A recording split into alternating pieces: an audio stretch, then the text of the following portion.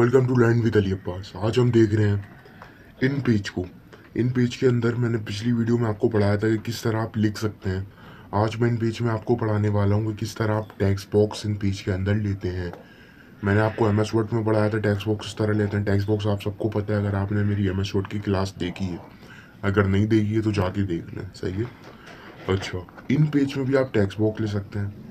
और text box इसमें आप किस तरह लेंगे, इस तरह लेंगे कि यहाँ से देखेंगे मेरा। अब मैं आपको समझाता हूँ कि इसमें टेक्स्ट बॉक्स किस तरह से आएगा। बट उससे पहले आपको पता होना चाहिए कि टेक्स्ट बॉक्स का मकसद क्या है, टेक्स्ट बॉक्स काम क्या करता है। टेक्स्ट बॉक्स का यही काम होता है कि टेक्स्ट और बॉक्स, इससे आपको साफ साफ पता चल जाएगा कि ऐसा बॉक्स जिसके अंदर आप कुछ लिख सको, टेक्स्ट कर सको, सही है, वो कहलाता है टेक्स्ट बॉक्स, सही है। यहाँ तक की बात समझ में आ गई। अच्छा, अब मैं समझाता हूँ टेक्स्ट बॉक्स आप इन पेज में किस तरह लेते हैं। तो अपनी वीडियो को यहाँ से स्टार्ट करते हैं और यहाँ से मैं आपको बताता हूँ। ओके, यहाँ से देखें। अब आपने टेक्स्ट बॉक्स लेने के लिए यहाँ पर जाना है। ये जो आयन बना हुआ है ना, ये वाला, नीचे वाले आयन की बात नहीं कर रहा हूँ मैं, ऊपर वाले आयन की बात कर रहा हूँ मैं, जहाँ पर मेरा एरो है। यहाँ पर आपने क्लिक करना है, यहाँ पर आपने क्लिक करना है। फिर आप क्या करोगे, यहाँ पर जाओगे तो आपको प्लस का निशान दिखेगा।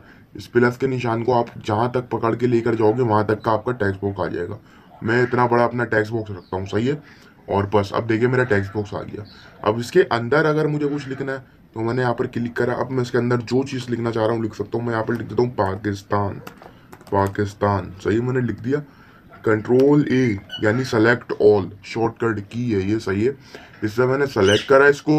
सेलेक्ट करने के बाद अब मैं क्या करना चाह रहा हूँ, मैं इसको सेंटर लाना चाह रहा हूँ। सेंटर अलाइन मैंने कर लिया। और अब मैं क्या करना चाह रहा हूँ, उसको मैं बड़ा करना चाह रहा हूँ। तो मैंने क्या कर लिया, इसको बड़ा कर लिया टेक्स्ट बॉक्स के अंदर, सही है। देखिए जो टेक्स्ट बॉक्स पर काम हो रहा है, ये टेक्स्ट बॉक्स के अंदर हो रहा है काम, सही है। अगर मैं आपको बाहर से दिखाऊं, यानी इस पेज पे जो लिखते हैं, इस पेज पर मैंने नहीं लिखा, मैंने इस पेज पर टेक्स्ट बॉक्स लिया, उसके अंदर मैंने लिखा। अगर इस पेज पर लिखूंगा तो इस हाथ पे जाऊंगा मैं, इस हाथ पे मुझे लाजमी क्लिक करना पड़ेगा इस पेज पर लिखने के लिए। और फिर अगर मैं इधर क्लिक करूंगा तो अब देखिए, अब मैं इस पेज पर जो चाहूँ वो लिख सकता हूँ, जो मैं चाहूंगा वो लिख लूंगा अब मैं इस पेज के अंदर, सही है। बट मुझे इस पेज पे नहीं लिखना है, मैंने टेक्स्ट बॉक्स लिया है, मुझे टेक्स्ट बॉक्स के अंदर लिखना है। तो टेक्स्ट बॉक्स में किससे लूंगा, इस साइन से जाके, और फिर उसके अंदर जो चाहूंगा वो लिख दूंगा, सही है। क्लियर है यहाँ तक।